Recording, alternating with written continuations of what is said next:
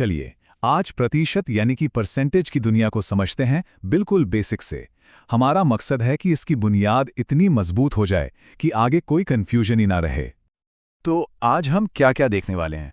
सबसे पहले जानेंगे कि प्रतिशत आखिर है क्या, फिर उसे बदलने के तरीके देखेंगे, उसकी गणना करना सीखेंगे, रोज़मर्रा की ज़िंदगी से कुछ उदाहरण उठाएंगे और आखिर में एक आम गलती पर भी नज़र डालेंगे जिससे अक्सर लोग कंफ्यूज हो जाते हैं।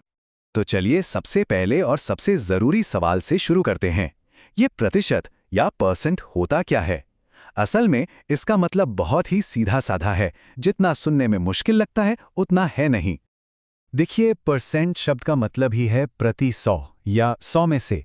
तो बस इतना याद रखना है कि जब भी परसेंटेज का निशान परसेंटेज दिखे तो समझ लीजिए कि बात 100 में से किसी हिस्से की हो रही है।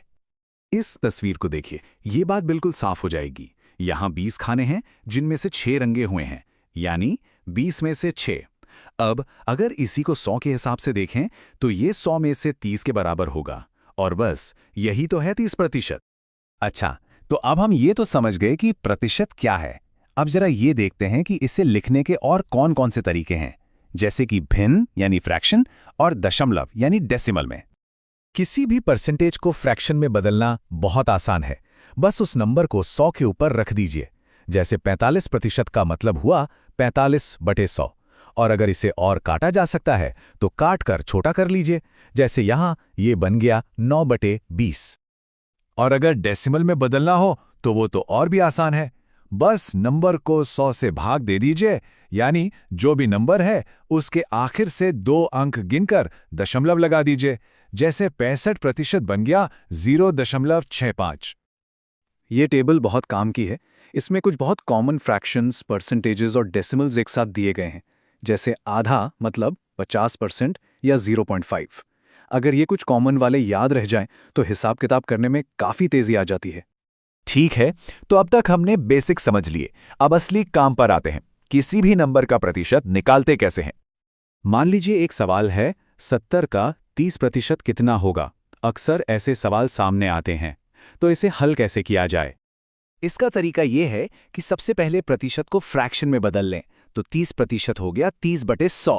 फिर इसे उस नंबर से गुणा कर दीजिए जिसका प्रतिशत निकालना है, यानी 70 से। और बस इसे हल करते ही जवाब आ जाएगा 21। देखा कितना सिंपल है। अब सवाल उठता है कि ये सब सीखने का फायदा क्या है? फायदा ये है कि परसेंटेज हमारी रोज की जिंदगी में हर जगह हैं। चलिए कुछ असली दुनिया के उदाहरण देखते हैं। सोचिए एक क्लास है जिसमें 35 स्टूडेंट्स हैं और बताया गया है कि उनमें से 40% लड़के हैं। तो अब हमें ये पता लगाना है कि क्लास में कितने लड़के और कितनी लड़कियां हैं। तो हम वही तरीका अपनाएंगे। 35 का 40% निकालेंगे, यानी 40/100 गुणा 35, जो हुआ 14। तो क्लास में 14 लड़के हैं और लड़कियां कितनी हुई? सीधी सी बात है, कुल 35 में से 14 घटा दिए तो बची 21 लड़कियां। अब ये चार्ट देखिए। मान लीजिए एक लाइब्रेरी में 1200 किताबें हैं। ये चार्ट एक झटके में बता देता है कि उनमें से कितनी मैगजीन है, कितने नॉवल और कितनी टेक्स्ट बुक। 25% मैगजीन, 40% नॉवल और 35% टेक्स्ट बुक। परसेंटेज से बड़ी जानकारी को समझना कितना आसान हो जाता है। चलिए अब एक बहुत ही मजेदार और आम गलती पर आते हैं, एक पहेली की तरह। इसमें अक्सर लोग फंस जाते हैं क्योंकि इसका जवाब वैसा नहीं होता जैसा पहली नजर में लगता है। सवाल ये है, अगर किसी चीज की कीमत पहले 20% घटाई जाए और फिर नई कीमत को 20% बढ़ाया जाए तो क्या कीमत वापस अपनी असली जगह पर आ जाएगी? पहली बार में तो लगता है कि हाँ बिल्कुल, लेकिन चलिए हिसाब लगाकर देखते हैं। मान लीजिए असली कीमत 100 थी, 20% घटने के बाद वो हो गई 80। अब हमें 80 को 20% बढ़ाना है और 80 का 20% होता है 16। तो 80 में 16 जोड़ने पर हमें मिलता है 96, न कि 100। तो ऐसा हुआ क्यों? क्योंकि जब हमने कीमत घटाई तो वो 100 का 20% था, लेकिन जब हमने कीमत बढ़ाई तो वो 80 का 20% था, जो कि एक छोटा नंबर है। बस यही वो ट्रिक है, बेस बदल गया इसलिए जवाब भी बदल गया। तो आज हमने क्या क्या सीखा उससे फटाफट दोहरा लेते हैं। पहली बात, परसेंट का मतलब है 100 में से। दूसरी, इसे फ्रैक्शन या डेसिमल में आसानी से बदल सकते हैं। तीसरी, किसी नंबर का परसेंट निकालने के लिए फ्रैक्शन से उस नंबर को गुणा कर दें। और सबसे ज़रूरी, लगातार होने वाले परसेंटेज बदलावों से सावधान, वो हमेशा एक दूसरे को काटते नहीं हैं।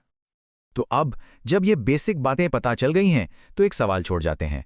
आज अपने आसपास देखिए, दुकानों में, न्यूज़ में या अपने फ़ोन पे कहाँ-कहाँ परसेंटेज का इस्तेमाल हो रहा है।